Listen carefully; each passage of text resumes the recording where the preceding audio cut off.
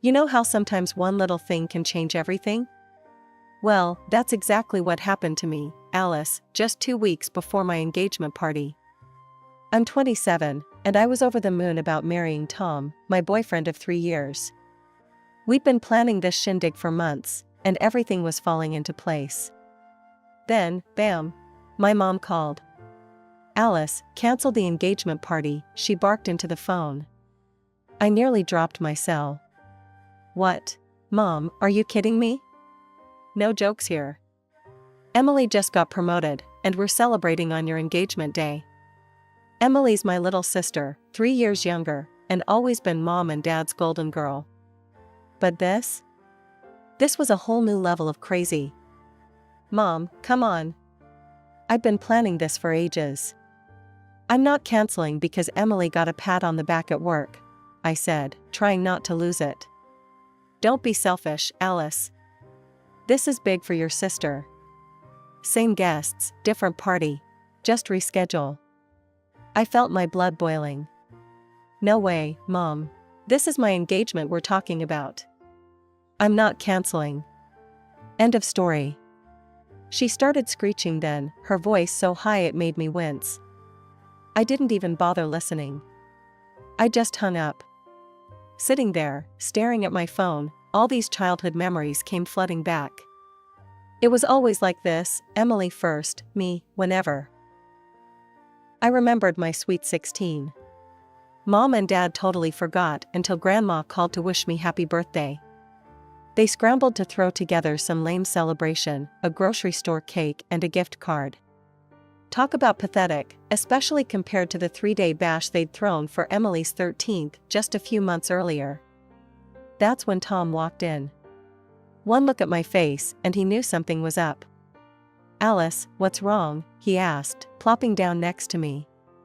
I spilled everything, the call, Mom's demands, the memories. He listened, his face getting darker with every word. That's bull, he said when I finished.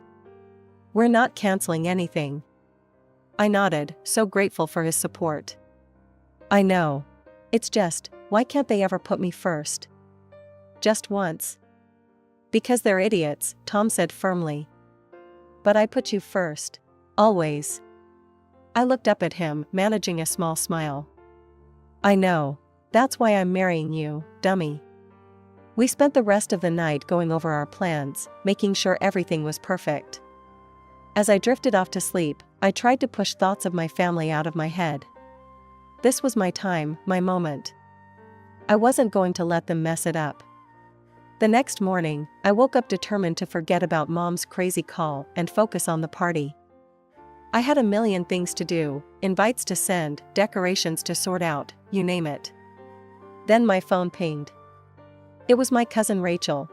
Hey Alice, everything okay with you and Tom? Heard you guys split up. I stared at my phone, totally confused. Where'd she get that idea? I typed back quick. What? No way. We're fine. Who told you that? Rachel's reply popped up. Weird. Aunt Linda said your mom told her the engagement was off. My stomach dropped like a stone. I called Rachel right away. What's going on?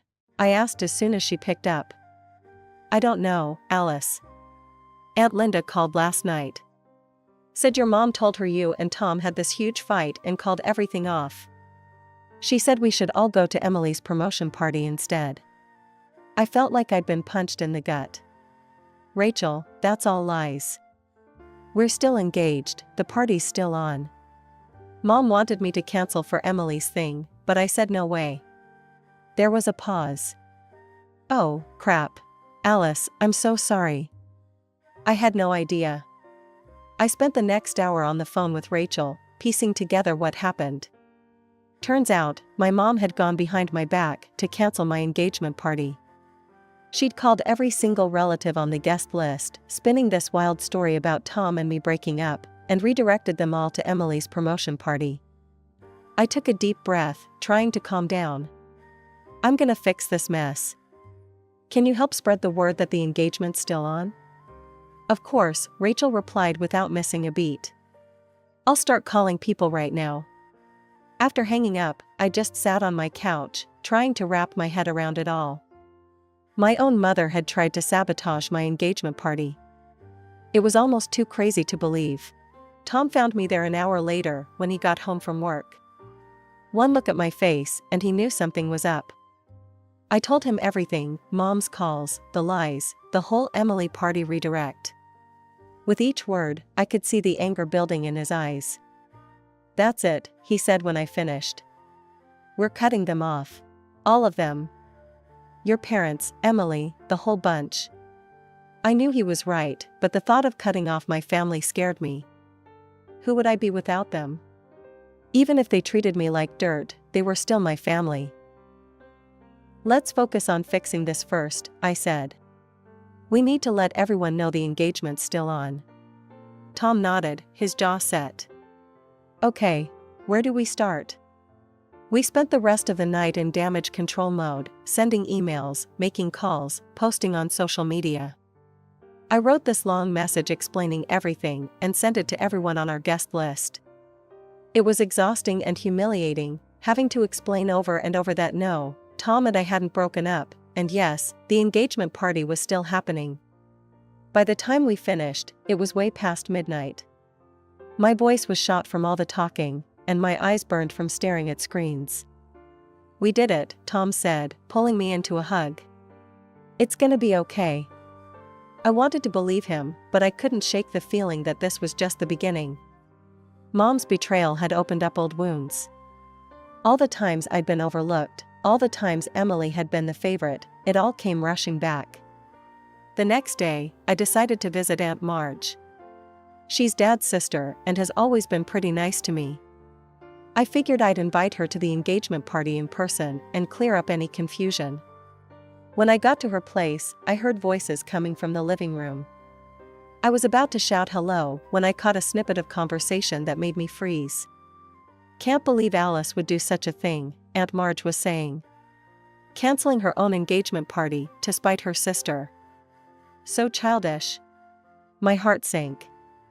It was a new lie from my family, voiced in order to interrupt the previous fake. I was about to storm in and set things straight when another voice chimed in. "I know, right? Poor Emily must be crushed. After all that hard work to get promoted, and now Alice is trying to steal her thunder." I recognized that voice. It was my cousin Sarah. I always thought we were close, but there she was, gossiping about me behind my back. I couldn't take it anymore. I stepped into the room. "Is that what you really think of me?" Both women jumped like they'd seen a ghost. Aunt Marge recovered first, plastering on a fake smile. "Alice, sweetie, we didn't hear you come in." "Obviously," I said, my voice ice cold.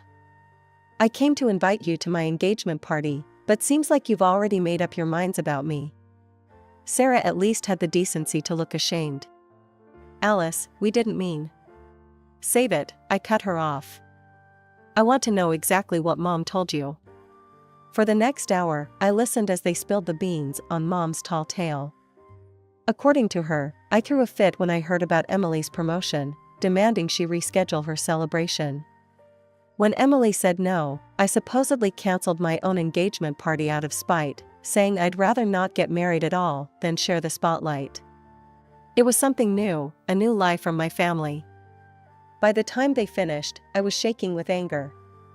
"None of that is true," I said, my voice trembling. "Mom called me and demanded I cancel my engagement party for Emily's celebration. I said no, and now she's spreading lies to sabotage me."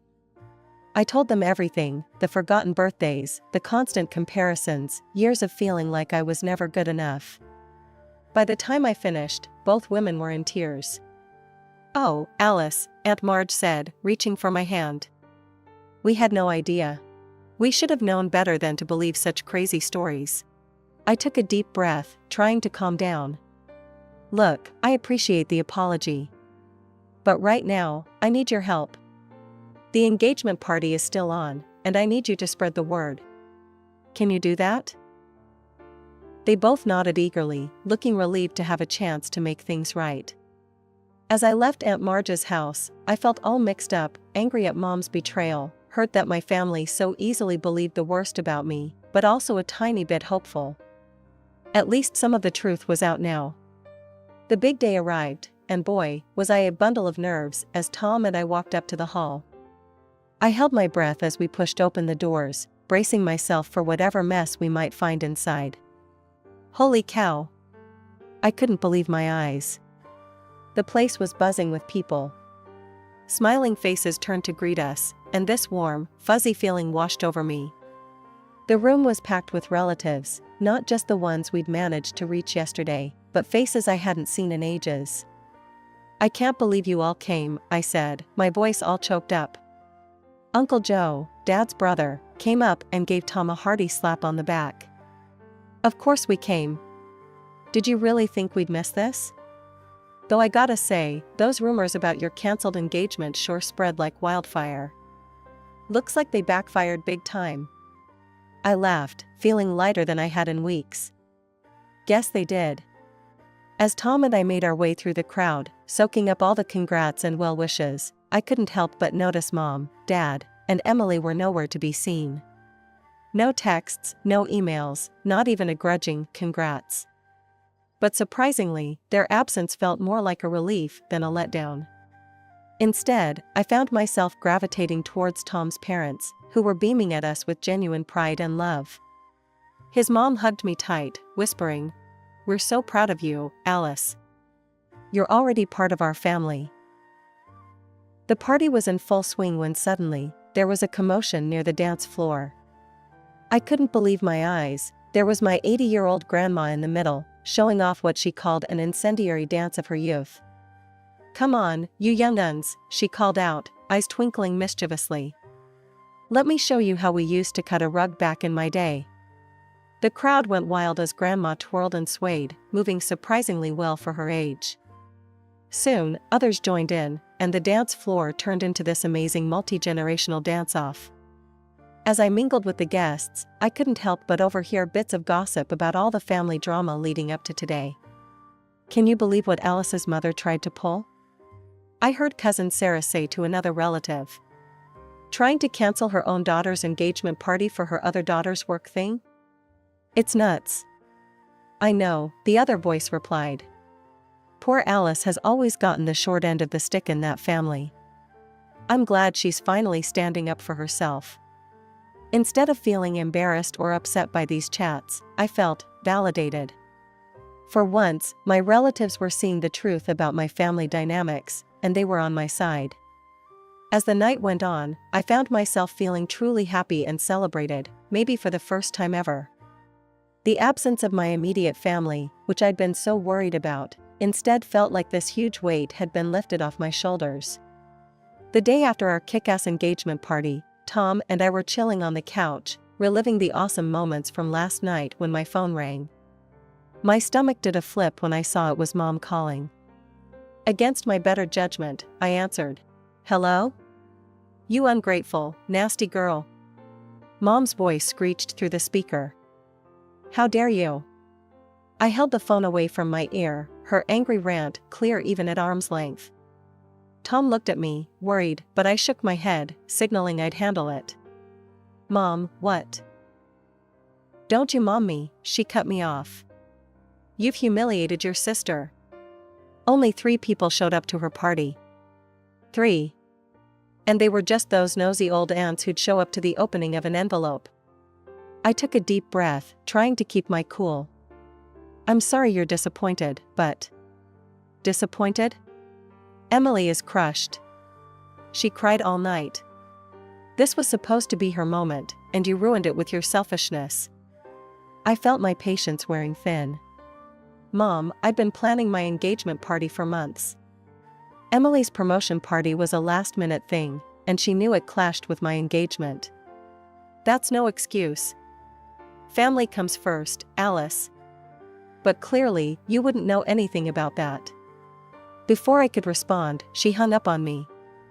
Immediately after the call, my phone buzzed with a text. It was from Emily. "Hope you're happy. You've ruined everything.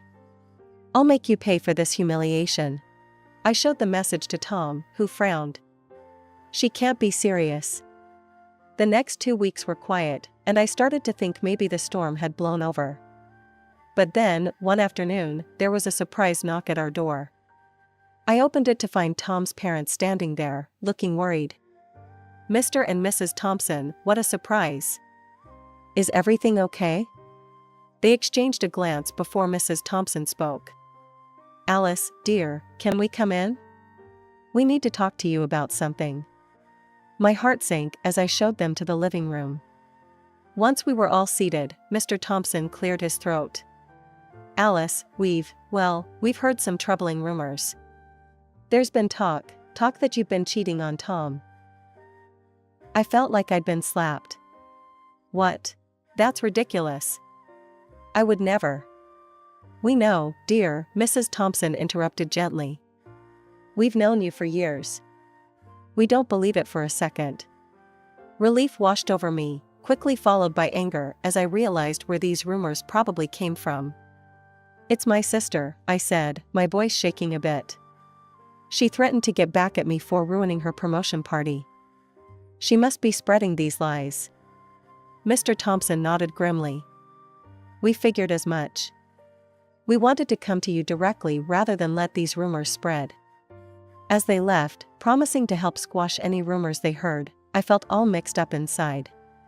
I was touched by the Thompsons' support and trust in me, but I was also furious at Emily. How could she stoop so low? A few days after the drama with Tom's parents, I got a call from Grandma.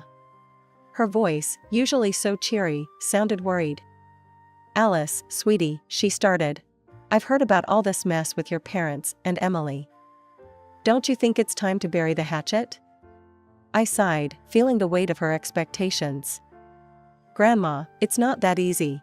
They've really hurt me." "I know, honey, but they're family. Surely there's a way to patch things up." I could hear the plea in her voice, and it tugged at my heartstrings. Grandma had always been there for me, even when the rest of my family wasn't. I hated disappointing her. "What do you think I should do?" I asked, already dreading the answer. "Why don't you try reaching out? Make a peace offering. Show them you're willing to mend fences." I closed my eyes, torn between my love for Grandma and my need to protect myself. After a long moment, I sighed. "Okay, Grandma. I'll try. For you." That evening, I stood on my parents' doorstep, heart pounding. As soon as I stepped inside, I knew this wasn't going to go well. Emily was there, her face like thunder. "So," she spat, "you think you can just waltz in here and throw me a pity party?" "That's not what I started," but she cut me off. "I don't need your handouts, Alice. Do you think that makes up for what you did? I should have had my party on your day. Then people would have actually shown up." I stared at her, shocked by the venom in her voice. "Emily, I'm trying to make things right." "Make things right?" she screeched. "You ruined everything. As usual, it's all about you."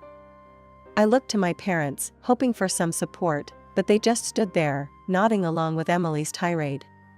"She's right, Alice," Mom said. "You've always been so selfish." I felt something snap inside me. Without a word, I turned and walked out, ignoring their calls behind me. I visited my grandma again. She greeted me with a hopeful smile. "How did it go, dear?" Instead of answering, I pulled out my phone. I recorded the conversation. "Grandma, I think you need to hear this." Her eyes widened in surprise, but she nodded. I hit play, and Emily's furious voice filled the room. As the recording played, I watched Grandma's face change from hope to shock, then to deep disappointment. When it finished, there was a long silence. Then, to my surprise, Grandma reached out and took my hand. "Oh, Alice," she said, her voice thick with emotion. "I'm so sorry. I had no idea it was this bad. I owe you an apology. I shouldn't have pushed you to reconcile." I felt tears prick my eyes. "It's okay, Grandma. You didn't know." She shook her head. "No, it's not okay. I should have believed you from the start. I just I wanted so badly for our family to be whole. We sat in silence for a while, both processing what had happened.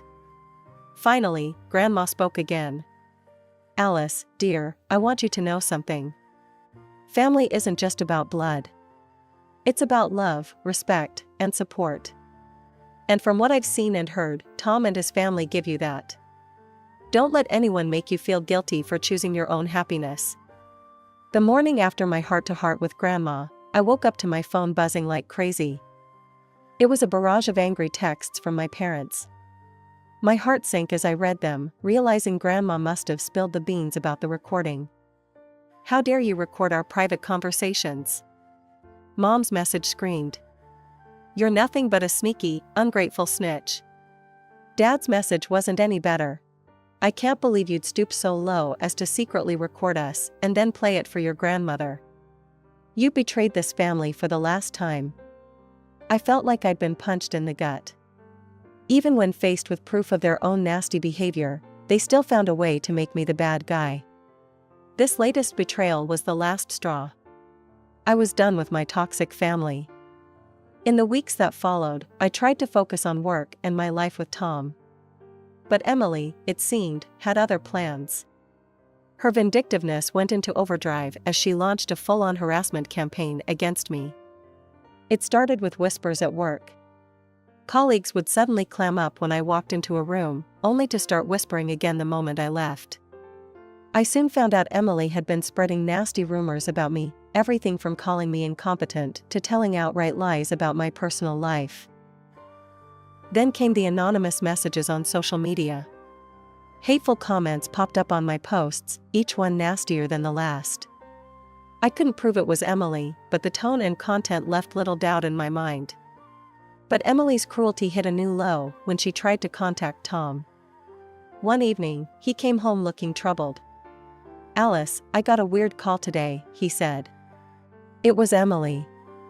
She tried to tell me you were cheating on me." I felt the blood drain from my face. "What? Tom, you know that's not true."